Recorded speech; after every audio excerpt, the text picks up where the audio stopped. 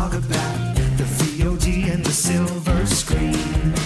Kevin and Tom and Joe know all there is to know, from masterpieces to deep fried tacos. And if the movie sucks, you might hear them say, there's no telling where the guys will take you. Get ready for a spoiler. Won't say it twice, cause we already warned you. Better watch out, it's gonna ruin the plot. Real spoilers.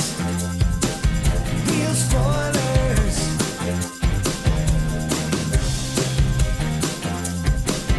Real spoilers. Broadcasting from the lush but not lavish studios located in the basement of the O'Keefe Institute for Advanced Film Snarkitude, this is Real Spoilers, episode 797, Bad Boys 3. What? Bad Boys for Life. Well, since Yes. the So- third one had 4 in the title, I'm one has- assuming this is the third one, right? Bad Boys 3 Amigos. Yes. The fourth movie. Yes. Bad Boys 3 of Life. The 3 of Life, yes. I Yeah. cannot believe that they. I cannot. I mean, I can. Every but review mentions it. It's Every how- single how review. did they That mess suddenly that- it turns into a Terrence Malick movie? No. Well, Well, that's true. Not that But point. how did they mess that up? How did they not think they were going to get four? I think they thought like it had been a long time. They made that last movie for next to nothing for what it is, Yeah. right? Right. And I think they thought, you know what, like we'll throw it out there, and then they also benefited from two things, because let's not forget that was the highest grossing film of the year.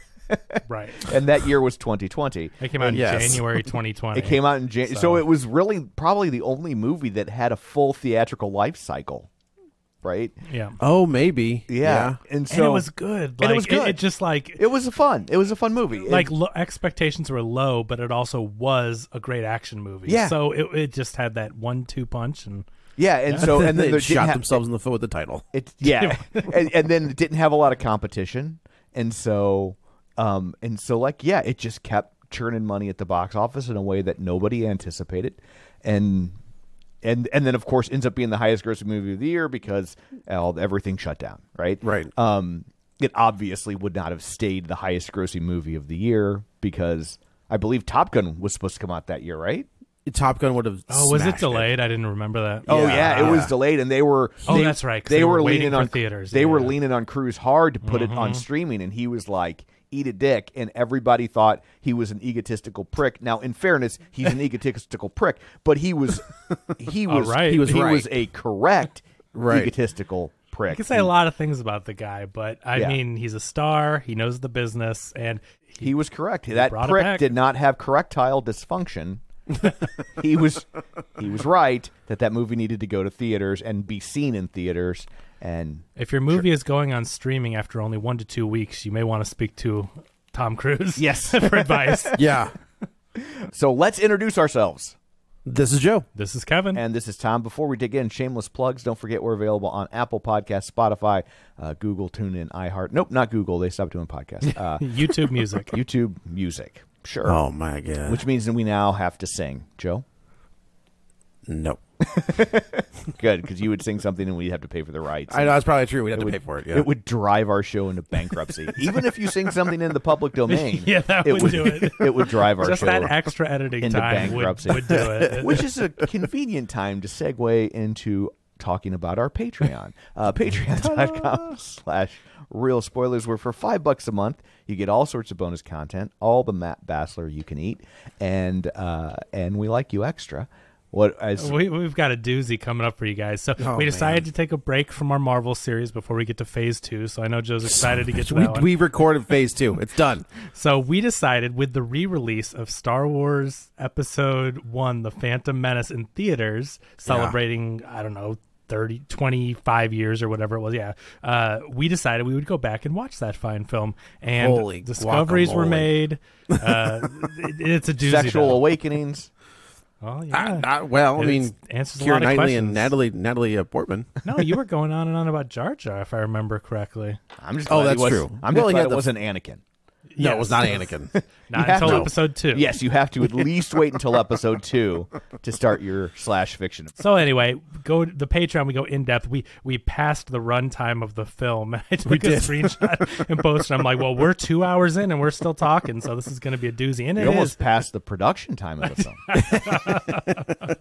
So anyway, go check that out. It's a fun conversation. And then also, don't forget you can find us on Facebook at facebook.com/real spoilers. While you're there, like the page, join the group. It's called the League of Show Sharers because we are hoping you will share an episode. People who were kind enough to share an episode this week include Phil Timon, Tom Dowdy, Travis Tewitt, Tammy Lynn Powers Betts, Gabriel Lugo, Chris Valls, Lane Levanway, Jeff Wildman, Richard Krotzer, Dustin at Nerds at Night Gaming, Chris Magic Man, Julianne Jordan, Ryan Burdick, Taylor Ward, Heather Sachs, Edit Photo Gamer, Invasion of the Remake, James Install, David Rojas, Spoiler Piece Theater, Mike and Oscar, In Session Film, Ronnie Castle, Ryan Terry, Binge Movies, Matt Niglia, Geek to Me Radio, Colby Mack, and Minorities Report. So thank you very much. We greatly appreciate it. And then, of course, don't forget you can watch all of these over at YouTube at youtube.com/@theclipout. Don't blame us, blame YouTube. So, Well, I'm going to blame you for saying the wrong name. At the clip out, huh? oh, whoops.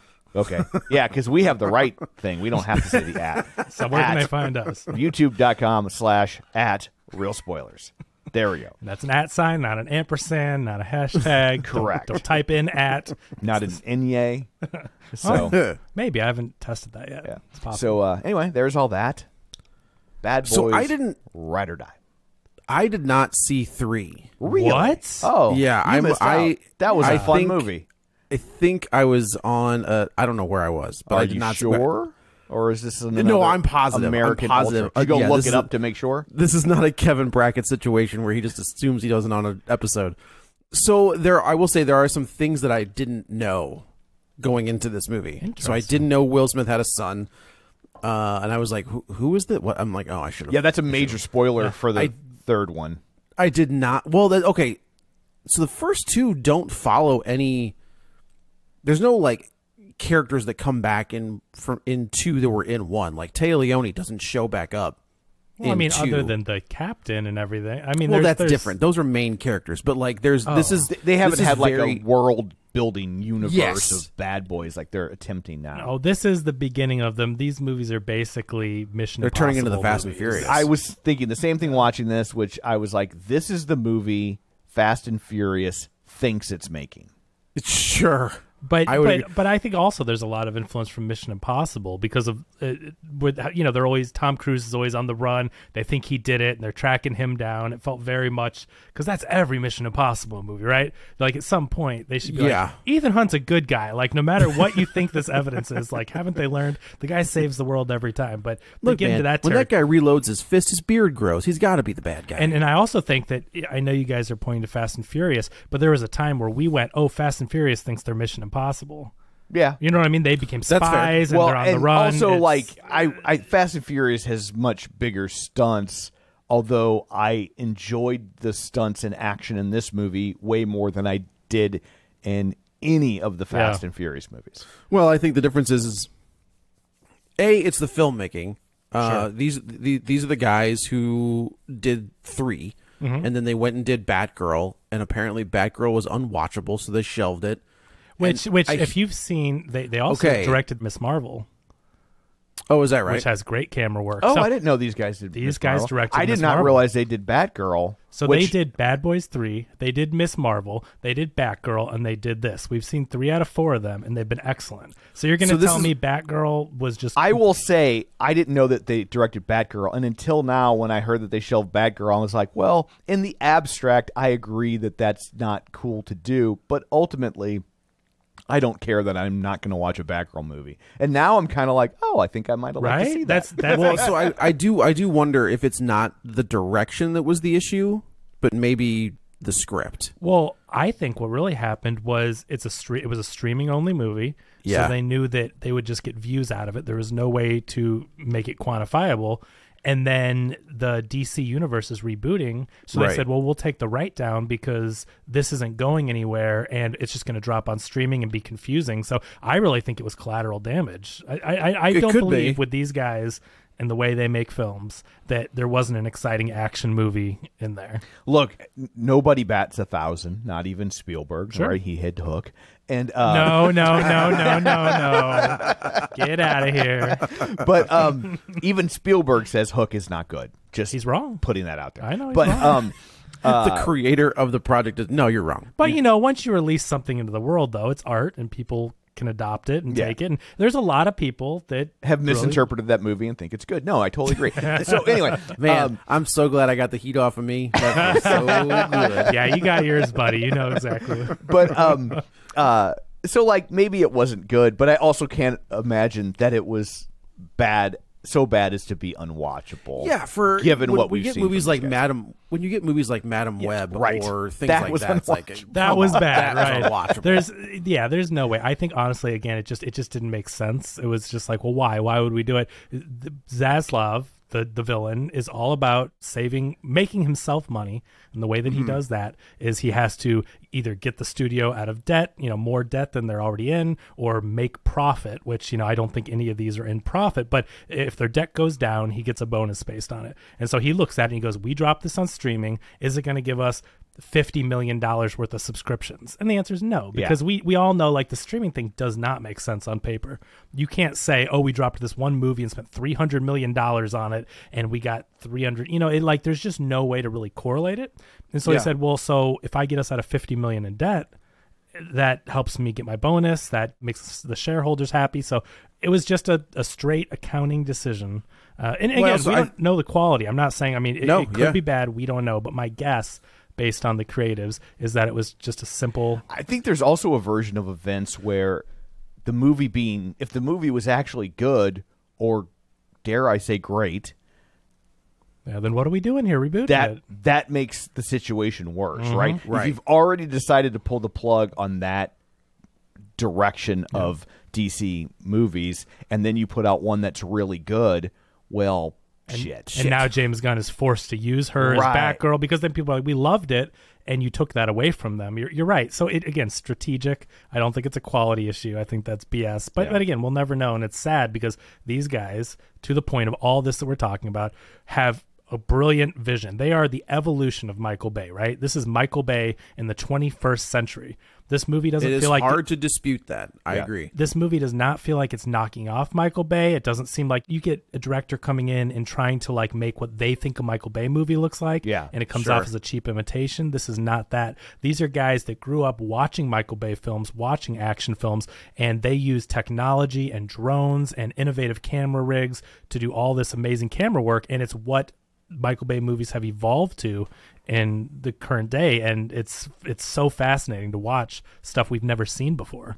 Yeah, I think we've seen the videos of it, of Will Smith using what basically looks like a chest rig for a camera, 180 doing degree, doing like a first person shooter. Yeah, I love how at the end of the movie they're like, you know what, it's a video game. Yeah, it's great. That was one of the coolest scenes. I as someone that plays video games and loves video games, the fact that they took that, and I know that we have movies like what's Hardcore Henry. We've had movies Doom. that are from the first person perspective, but we've never really seen it go in and out of that from a movie that's filmed traditionally, so to speak. And so to have him, and Will Smith is operating this camera rig, so you got to think, and we got to give credit where credit's due. Whatever you want to say about Will Smith and one event that happened to him a couple of years ago, the dude's a movie star, the dude's an action star, and he is operating a camera rig while he is acting. I wonder how that works from a union standpoint, right? Because that's interesting. Because a union camera operator is probably like, but that's my job. I bet you they probably had to pay a shadow. I bet you they had. Yeah, to, that's true. They probably paid a union. him? They probably paid a union guy to stand there and not work while they were filming that portion of the scene. Yeah, that makes sense. But be serious though, the skill. Look at the behind the scenes, and you have a guy acting, doing action scenes where you have to point the gun, go around a corner, upstairs, point the gun in the right direction, and operate timing to move your camera 180 degrees back and forth. I mean, that's some multitasking. That's skill. It's impressive. I'm glad you brought that up. Will Smith is one of those actors who has been a movie star since the 90s, right? I don't know if because that incident doesn't really the Oscars thing to me isn't like a career-ending incident. It shouldn't It's be. a very, He made it's one a, bad move. It's right? a very weird. That's an epically bad move. It is. It's pretty bad, And it's like, pretty bad. I think the other problem too is it's like there's not an analogous equivalent scandal, Sure. right? to Like, seeing an actor, well, Mel Gibson, maybe. no, because No, not Mel assault, Gibson was like yelling racial stuff and Yeah. like misogynistic stuff and anti-Semitic stuff. Like there's like I can't think of a version of events where one famous person has assaulted Attacked another famous another person, famous person, yeah. on live television. Yeah. Like you know what I mean? Like there's just no other like, well, when when Dustin Hoffman did this, When Dustin Hoffman knocked out Well, Richard you mentioned Dreyfuss. I Heart Huckabees, though. Maybe Dustin Hoffman and David O. Russell. They David might O. have. Russell. but not on camera, not No, on live right, TV, right. Like Sure. and like so like there's a lot of most scandals are variations on a theme or variations on one of a few themes.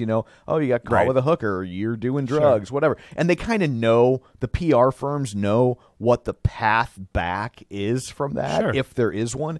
But for this, it's so weird. Well, Right. But if you step back and look at it now, when it happened, I thought it was awful. I thought, this is crazy. How did I that thought it was possibly- fake. how did- I'm still not entirely sure that it was real. No, But- I think if it was fake, that'd come up. I know. But Maybe. when it happened, it was a crazy thing to happen. I thought it was horrible. I just couldn't believe it. And I'm like, why would he throw away his career like this? All that stuff. Step back and look what it was. It was a slap. He didn't like brutally beat him to death. Chris Rock didn't even press charges. I mean, it's just, it happened. He paid for it. He lost movie opportunities. He can't go did. to the Oscars for 10 years. I mean, yeah, it hurt his career. Neither can I. But looking at what it really was and what happened, I mean, I think he's already paid the price. I think it's time to move on, and I think the box office for the film shows people have moved on. I don't disagree. If this wasn't a Bad Boys movie, I don't know that we. That's what I'm saying. And is coming I- off of a really good Bad Boys movie, right? I don't know that Will Smith is an A-level movie star anymore. I look at this and he's still got the same. He's still got it. It's all still there. I just don't. It's interesting to look at him today in this and think. You go back and watch those other two Bad Boys. Well, I haven't watched the third one, but the other two. Yeah, we do. And he's definitely trying to get away from the Fresh Prince, right? He's dropping N-bombs, he's cussing, like he's this. He had taken hooking up with. He had taken a lot of heat from the rap community about basically being white people's favorite black guy. Sure. And all his stuff's clean cut, and and like basically like he was Eminem like, took a shot at him right in a song. He was safe, right? Yeah. And so I think he was trying to show that he could be tough and street. And this felt like, to me, he was trying to get that back. But I think that I don't know if that's the character of Mike Lowry. I think or that's if the character, because it didn't feel radically different than the third one. That's But fair. But you know what's interesting though? See, I think this is the movie he needed to remind people he's a Possibly. star. And I do think you say, okay, if it was a different movie other than Bad Boys, well, yeah, but it wasn't. It's this one. And now I think that people go, oh, it's okay. He's still Will Smith. He's still got it. People turned up for this one, and now I think this gives him the opportunity. It's going to open the door to, if he does something that's still action, still cool, he could do it with the right script. I don't think the door is shut on Will Smith. You know what I anymore. think this increases the likelihood of? Besides Boys Bad 5? Boys 5. Another Pirates of the Caribbean movie. Oh. What do you mean? Well, you have a star with damaged reputation, and it's like, oh, okay, well, people will go see a damaged star in an already established property. All of a sudden, Pirates 6 or whatever they're on doesn't look like such a bad risk. Plus, because of his damaged reputation, you can probably pick up Johnny Depp for a lot less money than you would have had to pay previously. That's true. To get him That's to true. return as Jack Sparrow, because Depp needs a hit bad. I'll tell you right now, people, if you And then watch if that works, you get a Lethal Weapon 5. that's wow, they got to stair step that one. I will tell you right now, if you watch the Amber Heard trial and you watched online, people love Johnny Depp. So I don't think I mean, I know that we have That was such a weird. There was is so a weird. large contingent of people who love Johnny Depp, but there are a large contingent of people that watched that trial and saw it very differently. Like, That's interesting. It is like overall. I saw the internet said we Yeah. hate Amber Heard, we love Johnny Depp, and, Yeah. and I know. I mean, a lot of people do not think Johnny Depp did anything wrong. I think that you're right. I think this is the perfect way. Did he with take all a in her bed? I think he did. That's bad. I will say this: I did not pay one bit of attention to that trial. I know none of the details. I have no idea who was right, who was wrong, if they were both right, if they were both wrong. I know nothing about it. I think they're paid both no wrong, attention. but I think Amber Heard's worse. Gotcha. I really do. Yeah, but I have no knowledge of it. I just know that he is a wounded beast at this point. For in time. sure. Big time. I think Well, that's I great. honestly, I think he was a wounded beast before the trial. Absolutely, his star was on the decline, Yeah. but like that was just the whims of the public and the film choices he's made. But when it starts to become private stuff, spilling into the public, that makes people question who you are as a human. yeah. That's a lot different. Well, and just to circle back to that whole Will Smith thing, that poor look. I don't know from Shinola when know. it comes to his relationship with Jada Pinkett, but He's got to she get out put of him. there. She put him on Front Street with all kinds of stuff. I think And he had a mental break. I think I think it's like Kevin Smith. Honestly, Yeah. like he just broke. That's what I'm saying. And- If you look at it, I was talking to Blake about this the other day. You know, Who? former co-host. Oh, Real former Spoilers. co-host of Real Spoilers. So It's been so long. I talked to him about this the other day, and everyone is talking about what he did, and they're not asking why. And I think some people have because they're talking about Jada and all the stuff she did. But I mean, the man has been. I mean, he is one of the biggest. One of the biggest movie stars in the world. Huge career, making more money than other actors. I mean, he was the highest grossing actor. right in the 90s, like for 2 a or lot 3 of it. years in a Yeah. row. Only actor with eight one. consecutive number. That's what it is. $100 million Yes. domestic takes on Right, films. right. And then he has his wife going on this Facebook show, airing all their dirty laundry, sleeping with her son's friends, cheating on the biggest movie star in the world and all this. I mean, the guy was going through some mental stuff, so it doesn't excuse what he did, but we're all talking about what he did and not why. The guy, you That's look at fair. him, he That's a was good question. messed up, and it wasn't drugs. It wasn't, I mean, mentally, he had a break. And so that's why I think, he's done his time. There were no criminal charges. It was a slap. It wasn't a assault with a deadly weapon, anything like that. And it's like, it's been a couple of years. I just think he's like, if we can't let people have redemption, what's the I agree. point, That's to me the biggest struggle I have with quote unquote cancel culture. Typically, it's consequence culture. to That's be exactly fair. right. But that for certain things, there needs to be some sort of path back. If somebody said something stupid and they recognize that they said something stupid, there needs to be a path back. Otherwise, all you're doing is incentivizing them to double down, go to the other side. and go to the other Yeah. side. Right? Right. If you can't ever if you can't ever come back from a misstep, then there's no reason to unmisstep. Yeah, and it's building this whole. If you look at the people that have said some things that have gotten quote unquote canceled, which they're not really getting canceled, but they still have a platform. Their audience is But- shifting. right? That's But it. then Right. you look, you're just building up this audience of people that are supporting terrible things because they have no other choice. So it's very complicated. But in his case, when you think about what he did and what happened, the consequences, I think we're ready. He's lucky in two regards. One, he hit a man. Yeah. 3 regards. 2, he hit a famous man. Yep. 3, A black man. he hit a black man. Yep. If that had been Jimmy Kimmel, right. Oh, man. Everyone would Or- be crying racism and this, that. well, certain people would be. Well, Yeah, yeah, but right? you're right. and that would be a whole thing. But because it was one black guy hitting another black guy, there's this whole section of the internet that just went, huh, and moved on. It is wild to think that he was supposed to be Django, and he didn't want to tarnish his image Yeah. with Django, and now I'm sure he's just like, damn it. Now he's like, is there going to be like a Django stream? Yeah, can we get Django sequel too? I could do. So this one opens up Martin Lawrence and Will Smith, and they're in. Of course, Mike Lowry has a very spiffy sports car, and they're flying through the city of the streets of Miami. Miami. Fly now. This is the future. This is the future. Yeah, it's a hover car. They don't it's need like roads. Back to the Future. Yeah. His kids are assholes. And I know we're barely getting into this movie, but I will say it is a little difficult to look at Martin Lawrence and think that he is totally healthy. I don't know if he's just getting older or if he does have something going some on. Health conditions going on, and I think you can see it in this because he does not move.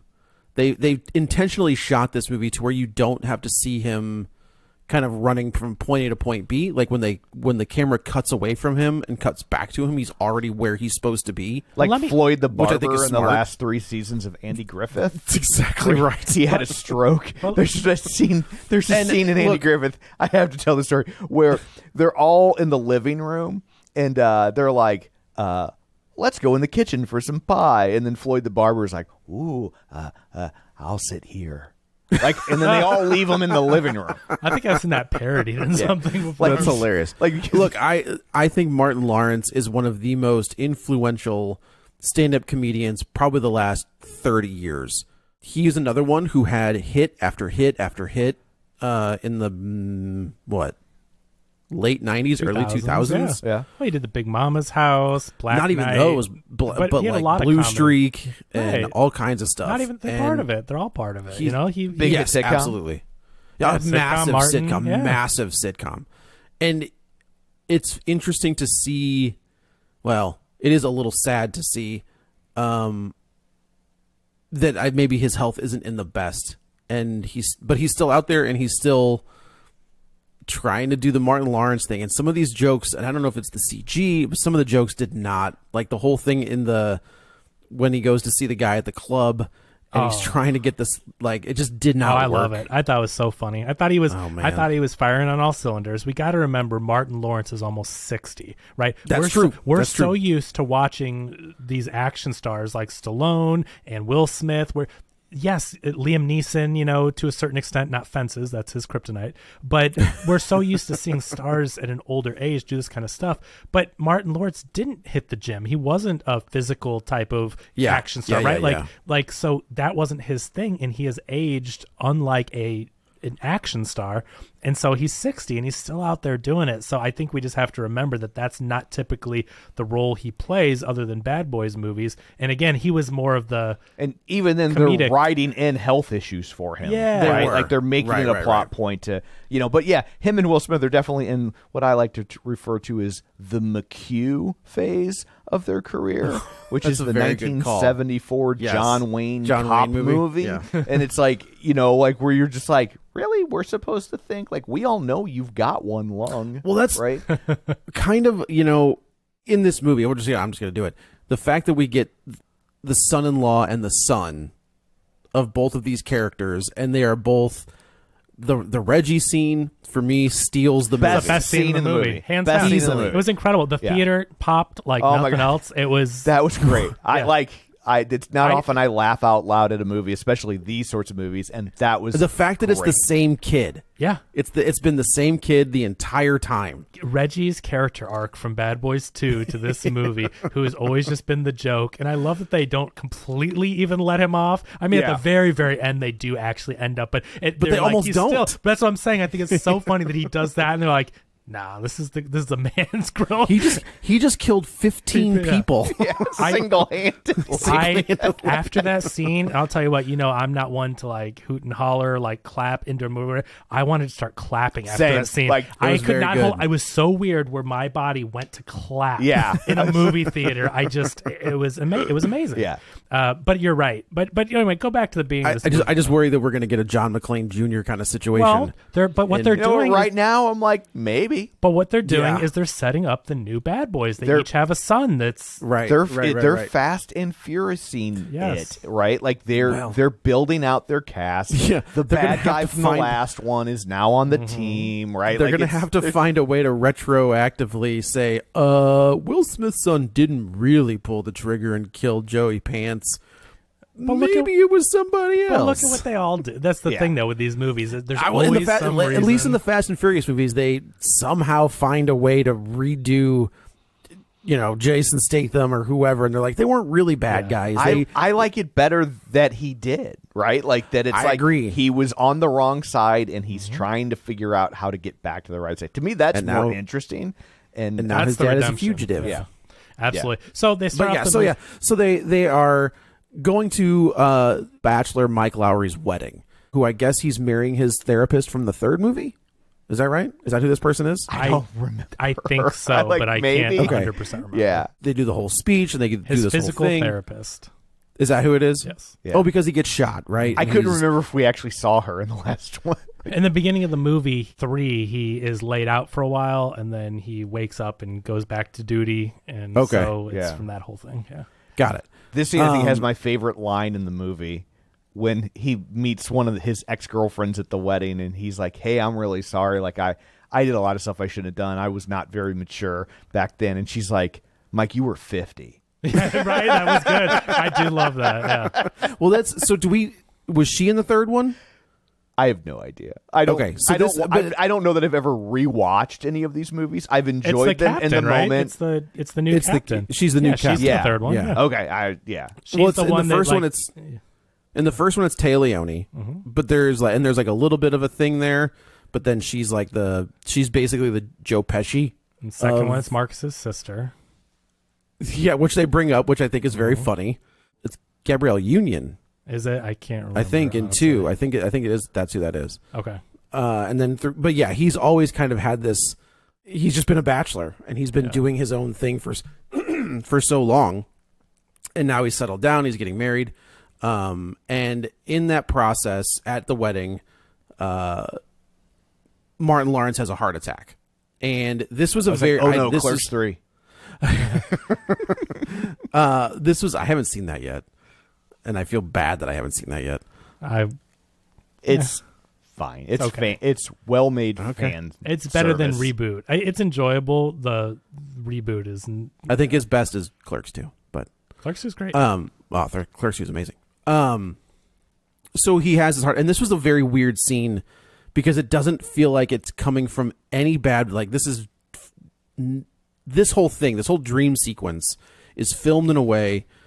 It's a Terrence We've had Malick Michael Bay. movie. It's very much This so. is what you get when you get people that aren't Michael Bay, right? Michael Bay is very good at the explosions, at that kind of stuff. But now you've got these two kind of indie filmmakers who have come into their own, getting these big jobs where they are getting the budgets to do crazy stuff. Like Miss Marvel is a really, really fun show, and it has some really fun action scenes. And the camera does stuff where, like, you may have seen online if you even haven't watched the show, but she'll like tip back on the couch and the camera goes 180 over her, and like the transitions are really, really cool. So now you've got these guys with something to say, and it's more than just explosions. Like, no offense, that stuff's fun, but they are trying to make a little bit of a deeper story here. And what I really like is it gives these characters a chance to switch the dynamic, right? Because Mike, Mike has always been the badass, go out guns blazing, and Marcus is the one that's always nervous and neurotic. And now they give Marcus this heart attack, which has given him a new lease on life. He thinks he's invincible, so now he can run out with guns a-blazing, and Mike is now having panic attacks, and he's not the Mike Lowry we're used to. So I thought it was fun we were able to actually switch the characters up, because there's only so much, 4 movies of them both doing the same exact dynamic could get a little old, and I thought this was a really good storytelling way to make Marcus go out there. And you bring up a good point about Michael Bay. Is I think they do a lot of Michael Bay things in this movie. There are shots that are very much in the world of Michael Bay, but you're right, there's lots of women in bikinis per Michael Bay, I guess. Michael Bay is in this movie. They're still in Miami, they are still in Miami. Yeah, and that's kind of what this is very much a throwback movie. Like this very is much very so. much The amount kind of movie collateral damage you'd have seen in the these 90s. cops like, do. Yeah. I mean, that's funny. It wouldn't be Bad Boys without it, right? So it's for like, sure. They can't. Otherwise, they're making their own franchise. If this wasn't a Bad Boys movie and they started with a movie like this, I would probably have a very different reaction to it. Right? Agreed. But their directing style is a very interesting mix of their own stuff while keeping true to the Bad Boys look. The directors are Adil and Bilal, if we haven't mentioned their name yet. And like we said, we've given some of their credits. These guys are going to be the action guys. We're going to see a lot more of them. Yeah, this is like when you look back and you're like, wow, they got Zack Snyder to make Dawn of the Dead. Right? And it looks like, looking back, you're like, wow. Like, that's what these movies will look like in 10 years, I think. Probably. I think you're probably right. So he has this heart attack. He sees. We know that the captain is dead. Joey Pants is dead. We see him on like a beach, and he whispers, "It's not your time." They come back, and now Martin Lawrence has this new lease on life, like Kevin said. So they go. He gets out of the hospital. They go home, and everybody is. It is interesting that they recasted the wife. I don't know. I didn't remember, honestly. Yeah, it's a different actress. Okay. From 3 movies. I mean, it's not hard like to. I mean, 20-something years or 30 years to keep the same. Like, kudos to them for keeping Reggie from 2, and it's hard to keep. Actors some actors stop acting. They're not doing the same kind of movies. Sometimes they want more. Like they have money. Ridiculous salary For requests. sure. Like they're an ancillary character, but like it's a 4th movie. You need me. Well, Right. It's one of the. I don't know that that's Halloween. what happened. I'm not trying to besmirch No. this woman, but I'm just saying it has happened. Yeah. That's they did that in Halloween 6. They tried to bring Danielle Harris back. They're like, you're going to be in this movie for 20 minutes, and she was like, well, then you're going to pay me. Like I just did 2 of these. Like now you're going to pay me. They're like, no. So they just recast her and killed her in the first 20 minutes. Yeah. Now they get this email. We see Eric Dane. This is Mrs. McSteamy, right? Yeah. Okay. Who I will say is a very good villain. He's Yeah, a very. I thought he was fine. I will say, we talk about memorable villains in films and especially action Sure. movies. This is one that could be anyone. That the villain does not make this movie. Yeah. He's serviceable, very serviceable. This guy, this villain reminded me of who's that actor that we've talked about before who, like, is very Catholic and The one who wouldn't won't kiss. I was thinking the same thing the whole time. I was like, is this that guy? I was thinking that guy's It's not not doing that these guy, movies but it's anymore. It's yeah. the exact same guy. It's Like, 100% the same. It would have been him. Yeah. Yes. Yes. I thought the same thing. I was like, but he didn't have to kiss anybody. yeah, right. Yeah. It took me when I first saw him and then realized it was McSteamy. Before that, I go, I thought he wasn't I doing. looked him up on IMDb after the movie to see if it was that guy. Yeah, right. No, really that guy's funny. got piercing blue eyes. Is how you He know it's not does. that He guy. Yeah. he. I always thought he would make a really good Barry Allen. Oh, okay. Because he just had that look. He definitely had a presence on screen. You just and then can't have he an was- iris. Correct. Or his wife, I guess. I guess Yeah. you cast his wife. Yeah. So we see that he is setting up the captain. They are transferring all of this money into different accounts that are in the captain's name, and we're not really sure what's going on. A video. Is it the news, or do they get a video? I think the news kind of says there has been.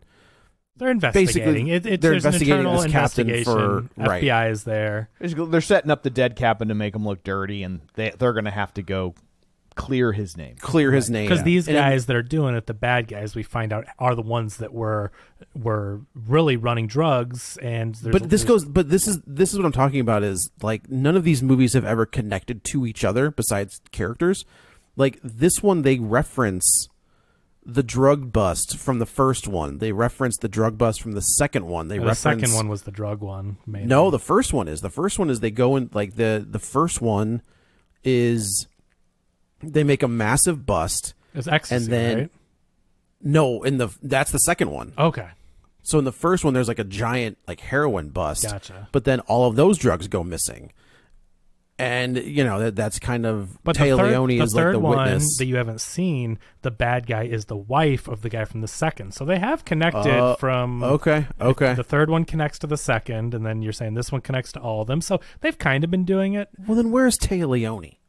Well, That's five. what I gotta She's gonna know. Come back in 5. Come back in 5. Yeah, right. Turns out she's also a U.S. Marshal. Do we Right. see the daughter in the third one? Do we see the captain's daughter in the third one? No, this is the first Rhea Seahorn from Better Call Saul. Kim Wexler. I gotta tell you, when they kidnapped the daughter, the captain's granddaughter, I was like, oh, she's in on it.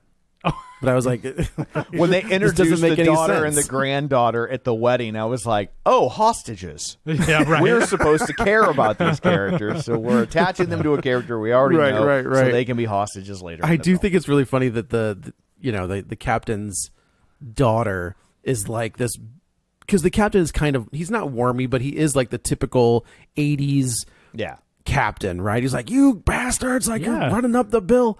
And I do like that his daughter is like this badass U.S. Marshal who is also, you know, flying helicopters and picking guys. I thought it was like I thought Ray Seenhorn did good. You know, I mean, she was great in Better Call Saul. This is a different role, an action movie. Yeah, no, she was fine. She was kind of a cool hard ass character. I thought she was good. they're building their family. Yeah, because absolutely. she's absolutely in, right? Yeah, right. The bad boys start to like piece this together. They get a text from the dead captain, and it's like this encrypted video that they both get. They go and see this dude at a nightclub, and I kind of like that these two guys, they're not very good cops. So that guy's in previous movies too. Well, I think he's a basketball. I think he was like a professional basketball player, which is why they keep looking up at him. And that camera work too. Yeah, like, when I thought that was really fun, right? Like these guys are giving us camera angles we're not used to, and you know, Will Smith's a tall dude, but like this basketball player, he's looking down at those. Significantly taller. Yeah. But again, he's just like, I can't tell you what you want me to tell you unless you tell me what you're supposed to tell me. This guy's like, you guys like, are the worst. Come on. Like, there's like a, you know, it's the same thing in every movie. They're supposed to say that we'll get into it in the next movie. There's a keyword that you have to say before you get the information, and they won't say it. They don't remember what it is. And they're like, just tell me. And he's like, I've hidden it. It's over in something beautiful. He's trying to give them hints. And it's a very funny interaction. But meanwhile, Eric Dane shows up and shoots the guy and just starts blowing up the club. Like that's this whole club. It's a giant shootout. And they make it look like they're going to frame the bad boys, right? Because like Marcus is holding a gun. That looked like it was going to be the scene. He's holding the gun. It's the smoking gun, you know, essentially. It was a very Pulp Fiction moment. And I thought, okay, now they're on the run or whatever. But it's interesting. It didn't really turn into that. And I guess maybe they had footage and saw the wound was from the back of the head. And you know what I mean? But it just, he shoots him, takes out the guy. But they go back and so they have the two. It's Vanessa Hudgens and the other guy. The other guy, they're both really fun side characters from the third movie. You got to watch the third movie, Joe. It's fun. I will. But they're from that movie. They carry forward, and the guy is like an elite hacker, and he's able to decode stuff. And so he's the guy in the chair for the whole movie. Very much the Batgirl of the of this movie. But anyway, so they see there's a QR code hidden in this guy's artwork, and that is a full video from the captain explaining, you know, what he couldn't say in the text message, because anyone can intercept a text message. He's like, now that I know it's you, I've been following these guys. We've got tons of evidence. There's a stash of drugs that I've kept. Basically this cartel has infiltrated the Miami Police Department at the highest levels, and so you're immediately like, well, Mr. Fantastic over here is the highest of the highest. Like it's him. Like it's got to be him who's the one, you know. They have to go to Will Smith's son, who is in custody, and he's like, look, have you ever seen this guy talking to this guy? And they're like, have you ever seen the captain? Have you ever heard his name? He's like, no, I've never heard of anything. He's like, I just got an order from a guy. He goes, what's his name? I don't know. Can you look at his face and tell me if you see him? Yeah, I could probably do that.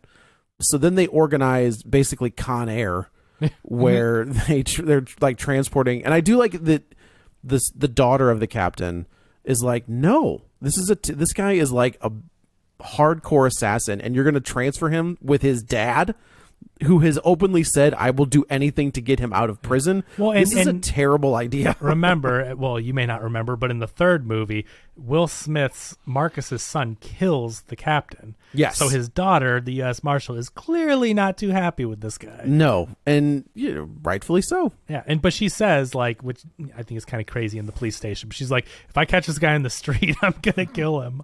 This is what I will say: is this is one of the few movies that I feel like gets police work and like tactical movements right. Yeah.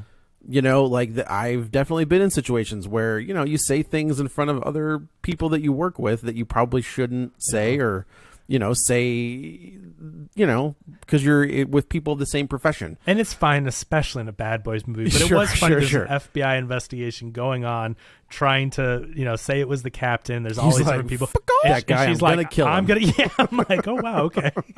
But one of the things I did want to touch on is, I think a lot of times these who do like police movies, their movements are, when you're, you know, clearing a house or you're doing whatever, is very Hollywood. right? Like they've got their guns up by their faces, or their movements don't make any sense.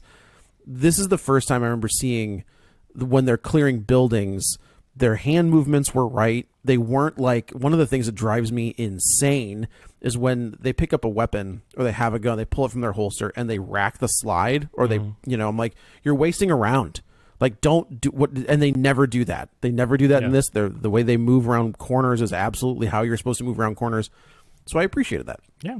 So they see the video. We basically find out that it's the captain who had a relationship with Mike previously, who is now engaged to the guy that played Mr. Fantastic. I can't say that guy's name. Is that who that was? I couldn't tell who that was. That's the original, not the original, but the Chris Story. Chris Story directed those.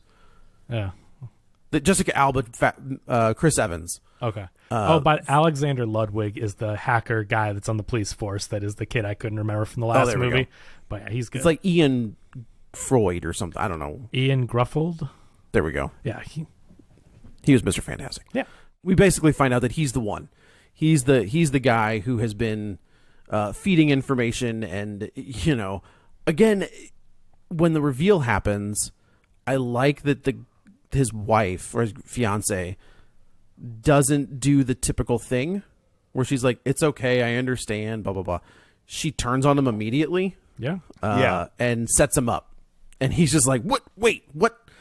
So this is the scene where the bad guys are going to go take out Mike and Marcus's families together. So if the bad boys are the good guys, then I think we should refer to the bad guys as good boys. These good boys. I mean, I think we do have to mention, you said the Con Air scene. I mean, that's a pretty big action scene that we skipped over. There's the whole, like, the U.S. Marshals are on the plane. You've got the son in the jail cell. Marcus and Mike are on the transport. Eric Dane and his other cronies. And not Dave Bautista. Yeah, whoever the big guy is that's with him have snuck onto the plane. They've forced the helicopter pilot, to read off a script saying that Mike and Marcus are trying to get into the cockpit. They've got him at gunpoint, and then it also helps that the U.S. Marshals make Mike and Marcus disarm themselves. So now the bad guys have their guns in the front of the plane, so they can use them and match ballistics and all kinds of stuff. So they kill the pilot. They end up putting, I guess they kill him, and he falls on the throttle or whatever for a plane, and it's taken. I believe it's a joystick. Oh, and the joystick. Okay. so the helicopter is like taking a crazy nosedive. They end up. I mean, there's a big fight that ensues. They end up. The bad guys escape, and now they have to correct the helicopter enough. And while they're doing that, the jail cell has because of all the turbulence and everything, has dislodged. It's hanging on by, there's like a pulley system. So one of them, at first it's Mike, is trying to hold on to the rope, and Marcus is like pinned to the ceiling, and then he grabs the cable, and the son ends up at the last second, he's about to fly out of the back of the helicopter, and Mike gets the cage open and grabs his hand and saves him. And then he, because he's a drug runner, has experience with flying different things. Okay, did Mike know this kid existed? No. That's the spoiler of the third movie. That's the reveal of the third movie. So who is this kid? Who is this? Do we? It doesn't matter who his mom is. You do know who the mom is if you've seen the third movie. Yeah. This is the crux of the third film. Yeah. Okay, so if Mike did not know this kid existed, correct? Right. So why is he so mad at him? Because the parental alienation. Okay. Like the mom turned him into a drug-running supervillain because she was mad at Mike, and this is so the third movie. The kid really has no reason to be mad at Mike. No, Mike had no clue. He still perceives Mike as having abandoned him when that's not really true. Mike didn't know he existed. Got it. So it just Okay. Yeah. Okay. Got it. That's what I was picking up on. But it's like, why are you so mad at him? Like, if he didn't know you were around, you can't be mad at him for not being around. Yeah, you can if you have a parent that brainwashes. That's fair. That's fair. Okay. So he pulls a Sully. He's able to land it in the water.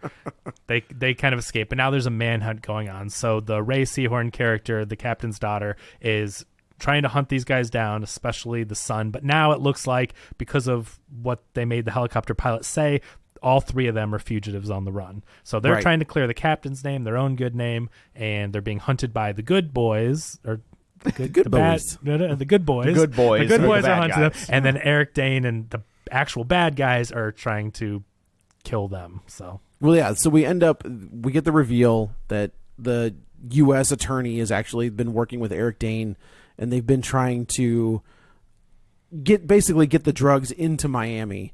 Everybody figures this out, and this is where we get the Reggie reveal, and they've kind of hinted at it a couple times, where when Marcus comes home from the hospital, all of his snacks are gone, and he goes to Reggie and he was like, you got to get a job. He's like, I'm a U.S. Marine. Yeah. And he was like, well, you need to get deployed. he's like, I just got back. He's like, well, go back. Yeah. And then we find out that it's actually the wife that has got rid of all the snacks, and she's making him go vegan.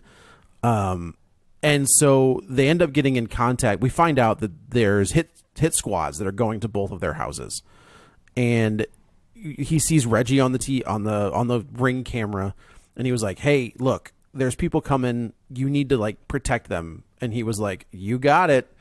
And he goes full John Wick. It's like somebody flips a switch. He salutes the camera. Activate Reggie. Yeah. Well, it's great because this kid is so quiet in the second and third films, especially the second when he comes to the door and he's like, I'm here to pick up your daughter. And that's one of the best scenes from the second one. Absolutely. Them intimidating. Chitty bang bang. Yeah, them intimidating him. And so this kid is so quiet and reserved. In the third one, when you see it, it's funny because it's like, oh, now this guy's marrying the daughter and he's still around, but he's very quiet and respectful and reserved. But in this movie, he calls him. He's sitting there playing video games, and when he gets the call, he's like, you got to protect them now. He gets them into the closet. He gets the wife and kid into the closet, daughter, and then gets his gun, and full John Wick. He destroys. Amazing. And it's like, not only does he destroy these, like, we find out it's 15 people, but like, he doesn't take a hit. No, it's incredible. Right? Like his movement, he takes these 15 people out, no problem. Yeah. And I do like that they're both watching on screen. They're like, God damn. I mean, is it the anachronism? Is that the right way to, like, it's the fact that you don't expect this kid. Yeah, it's just so unexpected. It's an awesome scene, but it's also Reggie, who is a comedic character who is just a. I think what's great is that it's unexpected, but it's not unexplainable. Yeah, right. Like, because he's a Marine, we've never seen this aspect of him, but like, he is a Marine. Yeah. He's got the training. He's been at war for 20 years, it stands the reason he would have seen action and had to do things like this. So it's not they didn't just do it because it would be funny. Like, it also makes sense for who this character is. I love that. And it was great. Right. It was great. So he is able to save them, but then we find out that the new wife. So this was the weird part. This is when I thought that Callie, who is the captain's granddaughter, was somehow involved in this, because she just randomly shows up. She's the mastermind. She's been running the drugs. It was so weird, but it was like a weird moment where I was like, what the hell is she do? Why would she go to Mike's? Like, that's so weird that she would be there. But she explains it. She calls him Uncle Mike. He's like family to her. And she comes to say that she's worried. Is it because she doesn't believe it? No, yeah, she's the Ray Seahorn is trying to hunt them down. He's a fugitive, and she's coming over like, my mom is going nuts. I know that he wouldn't really do this. She couldn't go to her mom because her mom's hunting him down. So like, she went to the wife to be like, I don't know what to do. Like, and I will tell you, I did think the way they shot the whole scene when the bad guys come in, they do weird things where they keep Callie kind of like out of frame, or it was one of those things, in a normal 80s or 90s movie, it's the way the camera moves and it like Mike's wife turns around and it's like dun dun dun, the reveal, and I was like, why would they this is so weird. And then it never happens. Like, they're just trying to get hostages. They failed at Marcus's because of Reggie, and now they have 2 hostages, and they're very crucial to the plot because you have the marshal's daughter and you have Mike's wife, right? So those are 2 very high value target or hostages. Correct. For them. Yeah. It'll give you a great way to redeem a certain character later. Yeah. So they basically say, we've got to get to these guys. I think maybe the hacker guy pinpoints them at we get the fun reveal that Vanessa Hudgens and the hacker guy are an item. Yeah, at the beginning. Yeah, and it's what I think is very funny. He was like, "I've been trying to. I suck at lying. Like it's been bugging me the whole time. Hard, yeah, it's been killing me." So they end up recruiting It is. We find out where the base is, and they use the U.S. attorney's AI, like it's AI.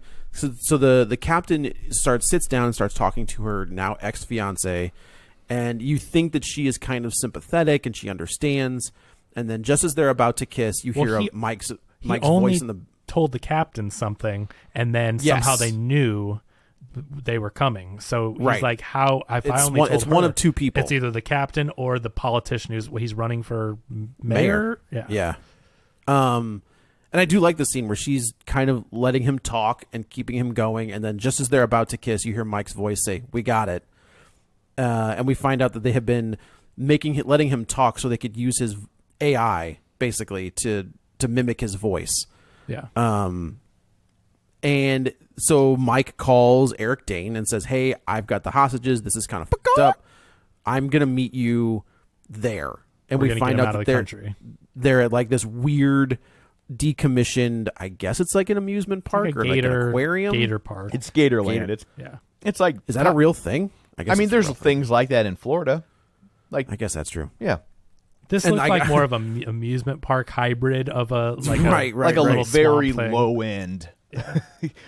I did think I was glad when that became a plot point, because they show it earlier in the movie, and there's I thought it was a dinosaur behind him, and I was like, are they like in the Bat Cave? The Bat Cave? Like, what is? Why does this guy have a dinosaur behind him? So, I thought the same thing. If the giant penny didn't give it away. Yeah, right. I do like that the albino alligator, which is mentioned. He's like, man, they had this giant alligator and nobody ever found it. And I was like, well, that's coming. That's coming clearly back. Right. It's a funny joke. But anyway, so they get the voice. They trick Eric Dane into like being ready to leave at this gator park, and then they infiltrate. They fly them in on this little plane, and they've got a sniper. Like, Mike has a sniper rifle, and he is going to try to take out Eric Dane and save the hostages. But Mike keeps having these panic attacks throughout the film, and so when he has Eric Dane in his sights, he blows it. He doesn't take the shot. He says he doesn't have it, even though clearly he did. He absolutely has and it's close, right? Like, I mean, the hostages are right there, but if you're a skilled marksman, then we're to believe he could have taken the shot. If you're in a movie, yeah, exactly. If you're in an action movie, that's a very easy shot. It was an easy shot. It's a very easy shot. And he can't do it. So the son has meanwhile, he's gotten a little James Bond scuba diver device to take him under the dock, and so they're all set up around this place. But when you talk about the over militarization of the police, I think this movie really illustrates it. It is. It's so funny you say that, because I thought the same thing, and I was like, man, tack vests, like assault rifles, scuba gear. Yeah. It post everything in the political landscape that happened, we haven't really gotten movies like this anymore, where you kind of want. That's part of why they flipped it and put him on the run. So I don't think you're wrong. Yeah. I don't think you're wrong at all. But you would get a buddy cop movie, or like a hard boiled detective story maybe once or twice a year. Yeah. And I don't think I don't remember the last time we got like a detective movie, or maybe we got a buddy cop movie somewhere. I don't even know, but it's been a minute, and it makes sense because nobody wants to really root for the cops. Right. Also, let me put this out there. Makes sense. I get it. Yeah. It's not like I'm like, oh, give me my cop movies. It's just a different time, right? It is a very different time. It would come across in today's climate as very odd. But also, you can't have cops breaking the rules. Right. That's the other thing, is all of these movies, all of them, every cop movie, no cop follows the rules. Well, I mean, look at this is the thing I was going to say is we skipped over it, but the politician running for governor, they're in an elevator and he starts hitting the captain's head against the elevator. He assaults her, and before he gives the AI thing and all that, and so it gives her after that they have a conversation look, we can't trust anybody, so we're a family here essentially. They're doing the family thing, and so that's why it's the captain captain and the 2 police officers and Mike and Marcus and the son, right? It's all these people that are either on the run or, you know, they know they can trust them. And so they all go to this Gatorland park, and there's no backup, there's no police involvement. But to your point, it's like, look, this is the captain of the police going on this mission. Yes. But it's also like the captain should not be greenlighting a secret Also 100% mission. right. I mean, this is just the captain. This is all not But legal. it does give them a little bit of plausible deniability, where it's the captain's like, look, we were doing this under secret and blah blah blah.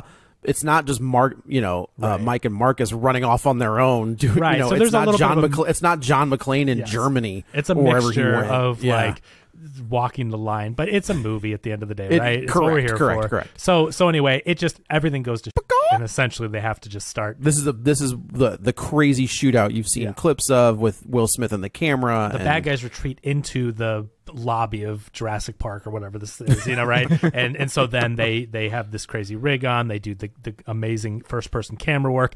What you don't see in that behind the scenes is that Will Smith throws the gun to Marcus, and then he starts using it in first person, which, you know, and obviously there's some CG involved in the middle, but they're both doing this cool first person thing that's practically filmed, and it is one of the highlights of the film. It's so pretty cool. impressive. It's a very impressive. You know, we talk about the evolution of action sequences, and I think John Wick kind of, the Raid, John Wick, like that whole kind of world changed things a little bit from the Bourne stuff. Yeah. I do think that this is going to we're going to see more and more of this. I agree. Yeah. It's going to be a big influence, and I'm interested to see where that falls, you know. Just so we know, there's some stuff in between where there's a $5 million bounty that Eric Dane puts on their head. They see Tiffany Haddish. She's in the movie.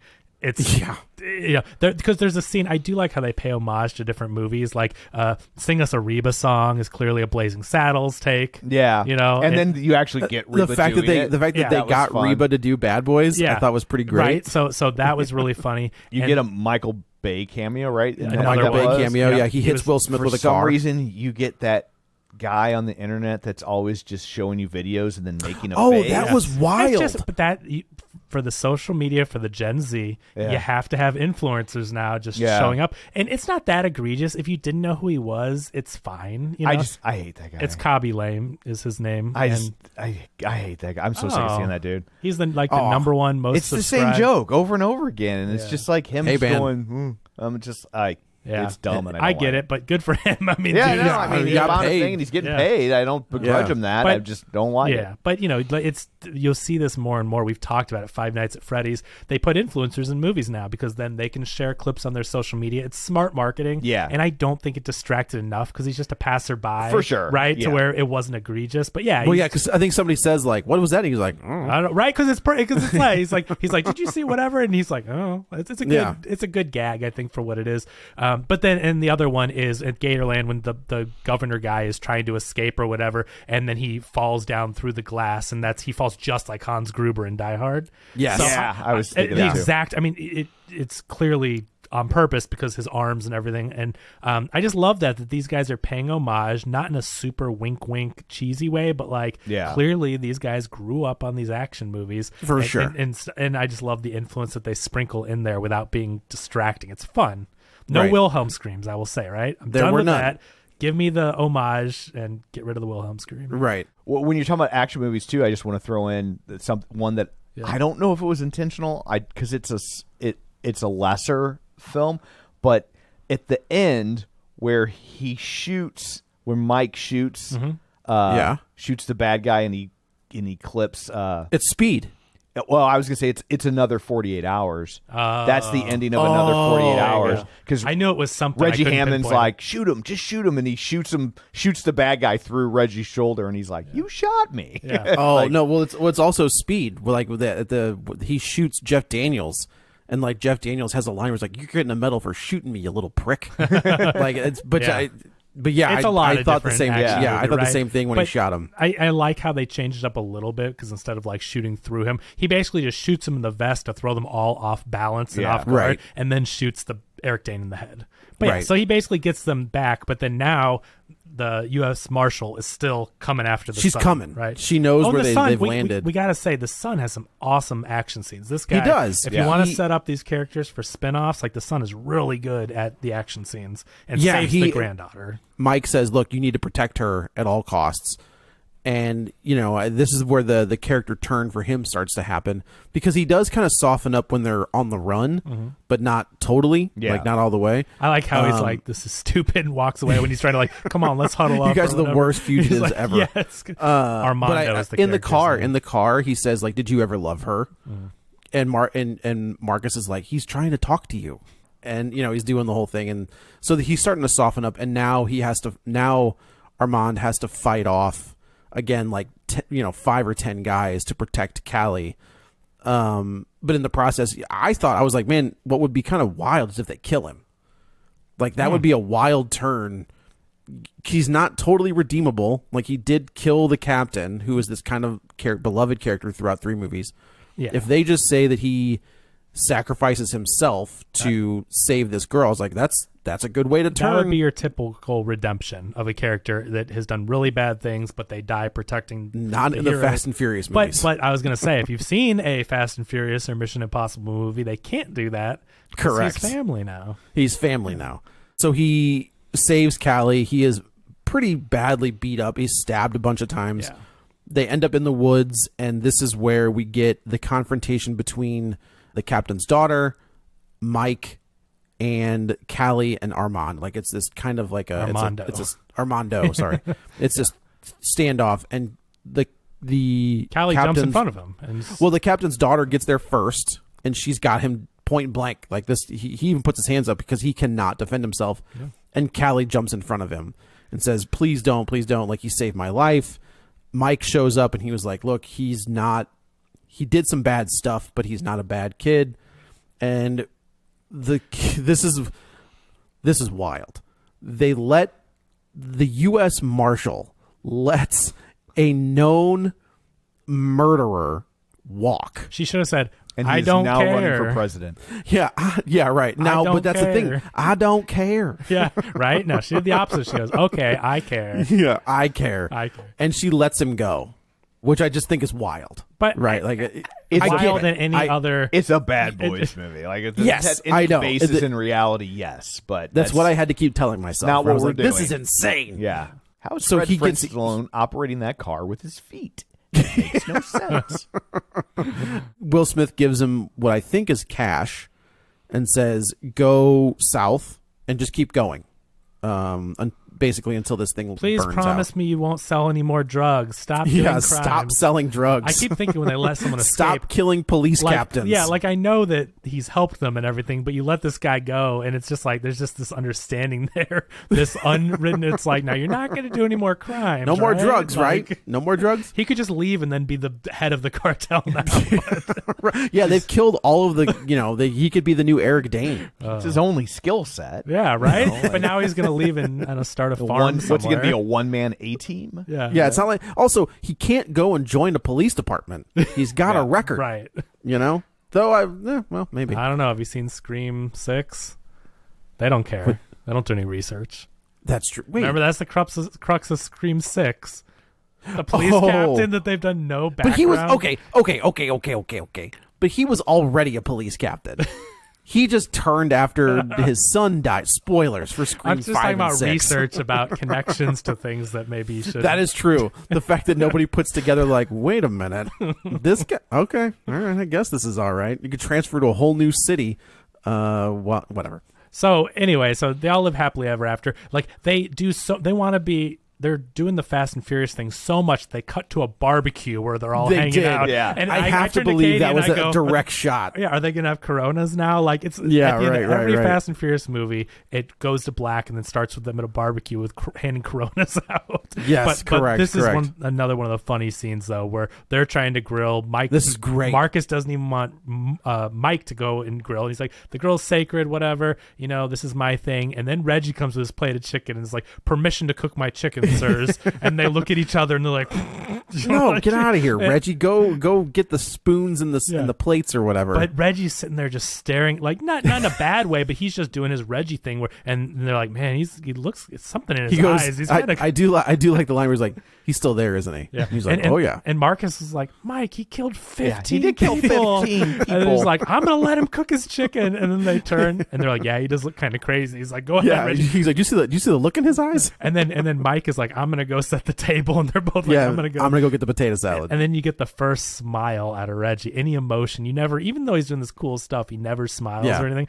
And that's how it ends. And that was a great. I thought it was a lot of fun. I don't think it's my favorite Bad Boys, but I think it's this is a very fun. I think it's a solid movie. It's solid. It started off a little slow for me. It's one of the few movies that actually got better as it went for me. I agree. I agree completely. Because at the beginning I was like, this is slow. I don't care.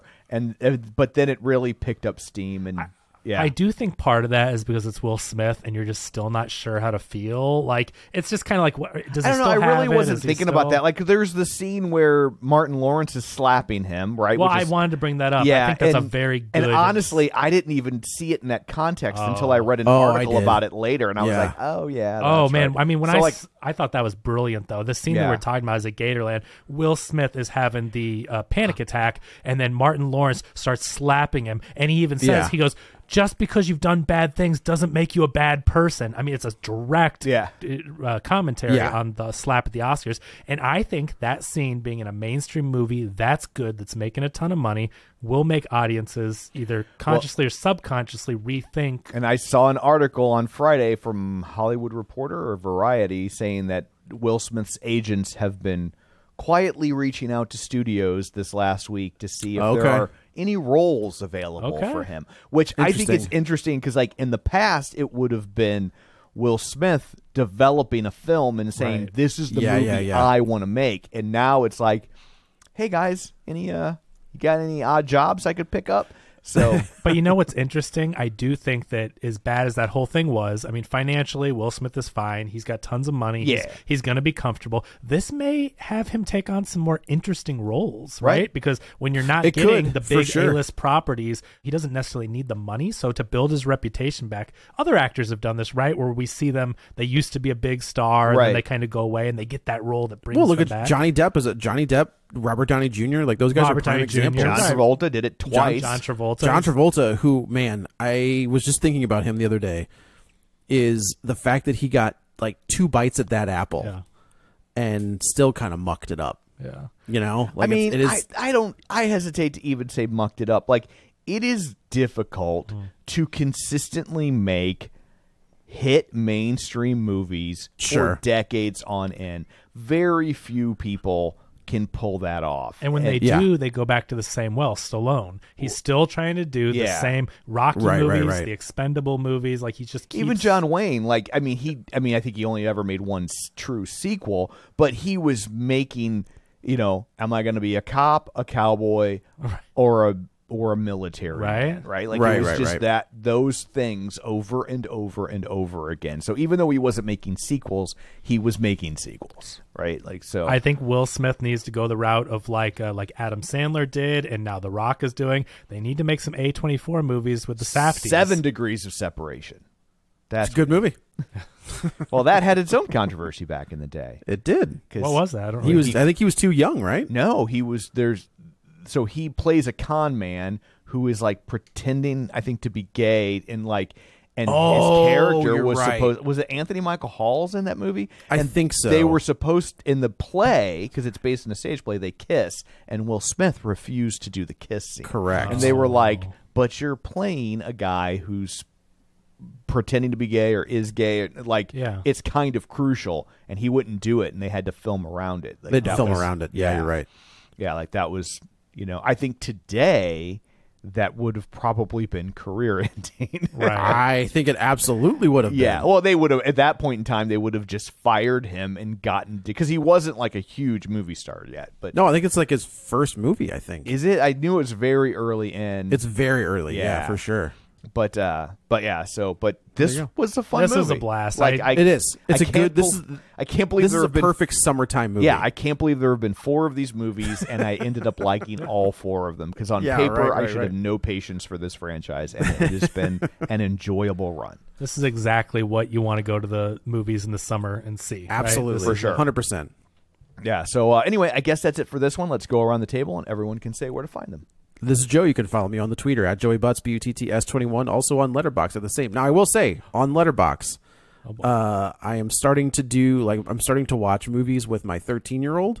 So don't So judge like you. things things that I'm adding are so we just watched Dazed and Confused, and we're doing other stuff like From Dusk Till Dawn, which she didn't know anything about. So when the turn happens, she was like, "What the fuck is happening in this movie?" It's the same It was thing I great. said when I was a kid and I watched it. So if you pay attention to Letterboxd, I will start to update those with reviews from my 13-year-old as we start watching more stuff. Exciting. This is Kevin. Follow me on Twitter at KevinRBrackett. And this is Tom. You can follow me on Twitter at Roger Kubert or on Facebook at facebook.com/Tom O'Keefe. You can find the show online at facebook.com/Real Spoilers. While you're there, like the page, join the group, and of course, don't forget our Patreon. So that's it for this one. Thanks for tuning in. And until next time, Ben and Angela get engaged. Get ready for a spoiler. Won't say it twice, 'cause we all